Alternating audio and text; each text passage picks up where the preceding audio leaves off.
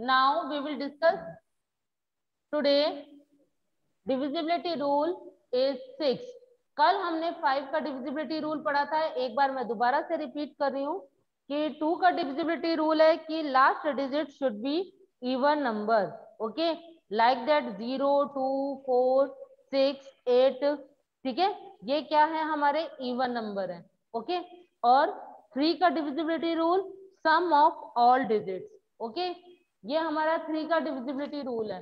Okay, 4 का divisibility rule क्या कहता है कि if any number okay given here and last 2 digit, that number last 2 digit it's a completely divisible by 4, that means it's a divisible of 4. Okay, and next last is 5 is last digit should be 0 या 5. Okay, last digit कोई भी number का आपका यदि 0 या 5 होता है it means आपका 5 से डिविजिबल है। Okay, and today we will discuss here 6 divisibility rule of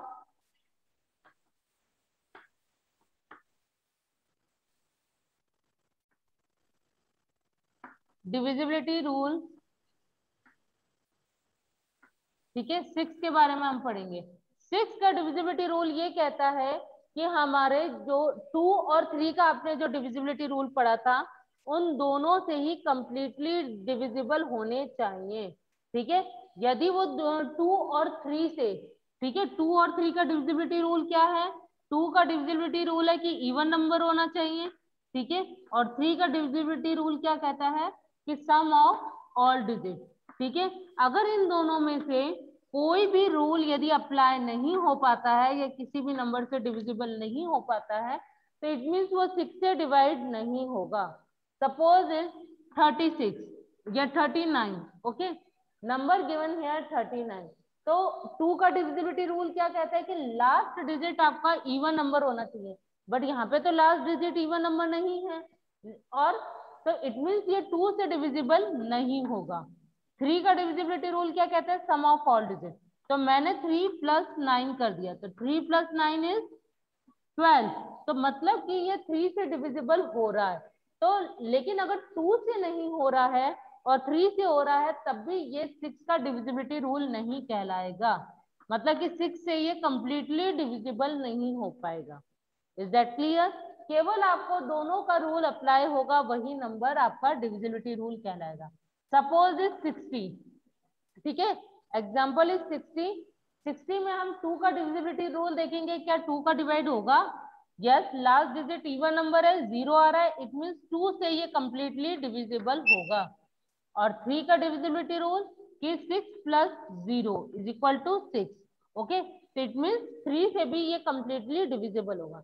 it means ये 6 का डिविजिबिलिटी रूल इस पर अप्लाई होगा, तो हम क्या लिख देंगे, yes.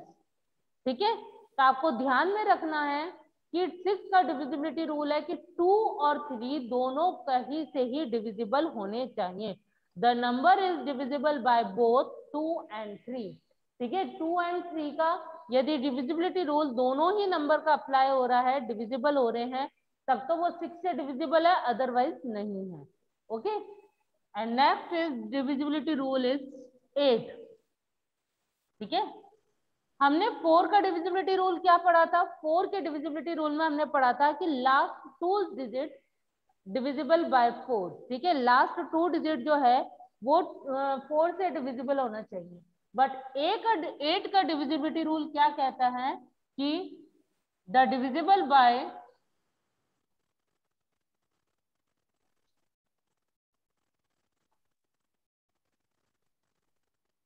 The last 3 digit divisible by 8। Last 3 digit divisible by 8। Okay, मतलब कोई भी आपको नंबर दिया हुआ हो उसके लास्ट 3 डिजिट आप देखेंगे तो वो 8 से डिविजिबल होना चाहिए। Suppose number given here 41816। Okay, ठीक है, ये नंबर दिया हुआ 41,816। ओके, तो लास्ट 3 डिजिट इज 816। तो यू विल चेक हियर कि 816 is it's a completely divisible bye 8। तो लेट मी चेक, 8 1 जा 8, ओके 0 1 हमने उतारा। अब देखिए 1 में 8 का डिवाइड नहीं जाएगा तो हम सेकंड डिजिट उतारेंगे, सेकंड डिजिट उतारते हैं यहाँ पे 0 एंड 8 2 जा 16। तो आप देख रहे हैं रिमाइंडर इज 0। ओके 4 और 8 का सिमिलर है, 4 में 2 डिजिट का हम डिवाइड करते हैं, 4 में 4 का, और 8 में हम क्या डिवाइड करते हैं, 3 डिजिट में डिवाइड करते हैं। ठीक है, तो लर्न करने का एक तरीका होता है, अगर यदि आप उसको फॉलो करेंगे तो आपको जल्दी याद हो जाएगा। 4 और 8 का सिमिलर है, ठीक है, कि 4 में 2 डिजिट का डिविजिबल होता है और 8 में 3 डिजिट का डिविजिबल होता है। ठीक है, नेक्स्ट इज 9। ओके 9 को भी आप कोरिलेट कर सकते हैं 3 से। 3 का डिविजिबिलिटी रूल कहता है sum of all digit and same as well as 9। Okay sum of all digit. ठीक है, 9 में भी हम क्या करेंगे, कोई भी आपको नंबर दिया हुआ हो उसके डिजिट्स को हम सम करवा देंगे, दैट उसका सम यदि 9 से डिविजिबल है इट मीन्स वो कंप्लीटली 9 से डिविजिबल है। तो 3 और 9 का सेम हो गया, 4 और 8 का सेम हो गया, 6 की टेबल में 2 और 3 का दोनों का डिविजिबल होगा, तभी हम इसको देख पाएंगे कि हाँ ठीक है वो कंप्लीटली डिविजिबल है या नहीं। Next is 10। Okay it's a very easy.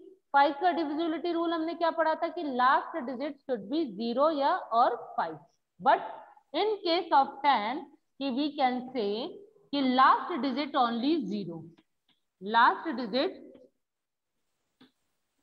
Should be 0। Okay last digit हमारा 0 होना चाहिए। If any number given here you will check कि last digit 0 then it's a completely divisible by 10। अगर if any number given here not given 0 तो it cannot divisible by 10। suppose number is 750। okay last digit is 0, it can be completely divisible by 10 without division. आप बिना divide किए आप लिख सकते हो, केवल ये चेक करके कि लास्ट डिजिट 0 है, it means completely divisible by 10। Okay तो 9 और 10 का भी क्लियर हो गया। Next is 11। ओके 11 का डिविजिबिलिटी रूल, ठीक है, ये थोड़ा सा हमें ध्यान से समझने की जरूरत है क्योंकि ये थोड़ा सा हार्ड भी है, अगर यदि हम भूल गए तो हमें क्लियर, हमें ध्यान में नहीं रहेगा। ओके तो अब इसमें आप क्या देखेंगे, 11 का डिविजिबिलिटी रूल क्या कहता है। ठीक है 11 का divisibility rule, if any number given here, okay it's a sum of odd number places, odd places ध्यान रखना, ऑड प्लेसेस, ऑड नंबर नहीं कह रही हूं मैं, odd places and sum of even places.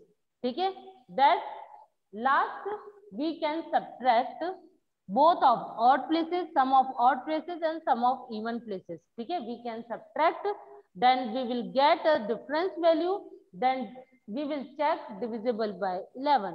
okay कैसे करेंगे देखिए ना, एग्जाम्पल हियर 1364। अब मैंने ऑड प्लेसेस बोला है, ऑड प्लेसेस मतलब आप इधर 1 2 3 4 ये हमने नंबर डाल दिया, ऑड प्लेसेस क्या हो गया 1 3।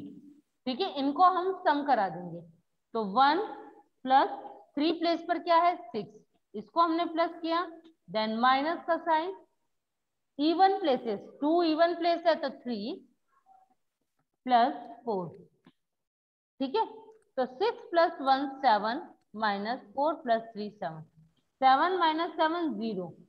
ठीक है अगर यदि हमारे यदि सब्ट्रैक्शन में यदि 0 आ जाता है, ठीक है तो इट मीन्स क्या हो गया, ये कंप्लीटली 11 से डिविजिबल है। अगर यदि आंसर डिफरेंस निकालने पर ही 0 आ रहा है इट मीन्स ये 11 से कंप्लीटली डिविजिबल है। Okay and next example is, इसी का ही देख लिया, ऑड और इवन प्लेसेस बोल रही हूँ, दोबारा से रिपीट कर रही हूँ मैं, ऑड इवन नंबर की बात नहीं कर रही, ऑड इवन प्लेसेस की। एग्जांपल नेक्स्ट इसी का ही 11 का देखिए, नंबर इज 72831, नंबर ये दे रखा है, तो इसमें आप क्या करेंगे, ये 1 प्लेस का है तो आप 7 लिख देंगे इधर, आप लिख के भी देख सकते हो, नंबरिंग ऊपर डाल लीजिए 1 2 3 4 5। इसमें ऑड प्लेसेस क्या हो गए 1 3 देन 5, तो 7 + 8 + 1, इसको हम प्लस कर देंगे, देन माइनस इवन प्लेसेस क्या हो गए 2 + 3, 7 + 1 8, 8 + 8 16, माइनस 3 + 2 5।